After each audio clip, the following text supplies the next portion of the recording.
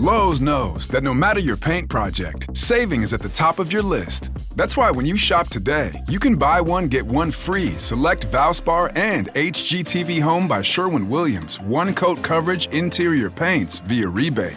Shop these deals in-store or online today at Lowe's. We help, you save. Selection varies by location. While supplies last. Discount taken at time of purchase. See sales associate for details. Offer valid 8/21 through 9/3.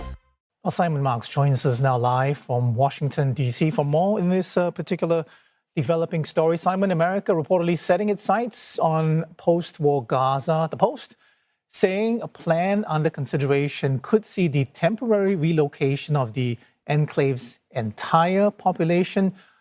What more have you learned about this particular plan, Simon? Well, Arnold, this is a pretty extraordinary exclusive report that the Washington Post published here, based on a 38-page document that they were able to access. They describe it as a prospectus for the kind of development in Gaza that President Trump embraced when he spoke earlier this year about the United States eventually taking control of the territory, planting the American flag on Gazan soil, and turning the entire strip into what he referred to as the Riviera of the Middle East, a playground for the wealthy. According to the newspaper, the plan envisions at least the temporary relocation of 2 million people from Gaza. It talks about the Palestinians voluntarily heading to another unidentified country or into restricted secure zones. And it projects that the Americans would pay anyone who agrees to leave $5,000 apiece plus subsidies to cover rent for the first 4 years and also to cover food supplies for a year. So this plan, it's called the Gaza Reconstruction Economic Acceleration and Transformation Trust, or GREAT for short, appears to be at least part of the conversation that is taking place within the administration.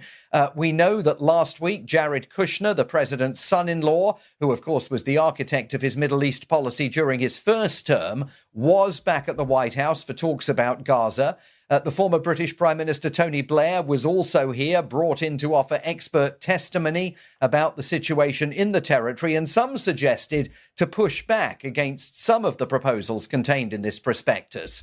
So we don't know how many other ideas are being discussed, but this is certainly very controversial, so controversial that Boston Consulting Group announced it has fired 2 senior partners who engaged in the financial modeling of this plan. Boston Consulting says the work on the plan was not approved, and with the White House itself refusing to comment on the existence of the prospectus, it is pretty clear that everyone involved recognizes just how toxic this plan may prove to be to so many.